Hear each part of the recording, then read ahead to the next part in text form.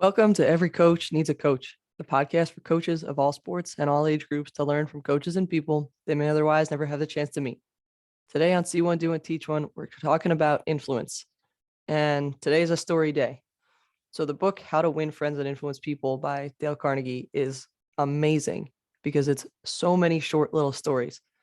And you could open a page of that book and find something you could use that day. So I want to share with you one of the stories from that book. Ralph Waldo Emerson and his son were trying to get a calf into the barn, which was what they wanted. Emerson pushed and his son pulled, but the calf merely stiffened his legs and stubbornly refused to leave the pasture.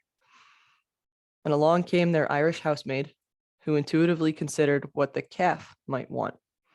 She placed her maternal finger in the calf's mouth and let the calf suck on her finger as she gently led him into the barn. That's the story. Right, the outcome there is what everyone wanted, right? The Ralph Waldo Emerson and his son wanted the calf in the barn. Calf probably should have been in the barn, right? It's safe there. It provides shelter. It offers warmth. It protects the calf from being stolen. Whatever the list goes on and on.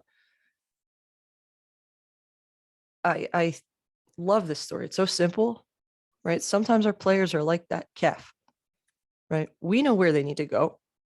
We know that they need to work hard. We know that they need to box out or keep the ball out of a certain player's hands or dive on the floor for a ball. And we often teach them in ways that we were taught without considering a couple of things. First off, is that way the best way? Right? Do I have resources around me who might be able to influence these kids in a different and potentially better way than I can, or than I was taught, or how I was shown how to do it?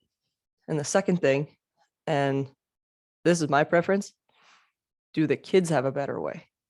Right? The difference between a player and a calf, right, among many of them, is that the kid has a say, right, in how something gets done. And if they get a say in how it's done, they take ownership of that way. And I think that's huge, as our job as coaches is to guide them and potentially influence their decisions. Give them, just ask questions, right? Hey, is there a better way that we can do this?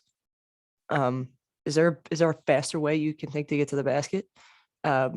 Is there a way we can simplify this decision so that once you get the ball, you already know what to do with it? Right? There's so many things that if we just ask, the kids will come up with good ways.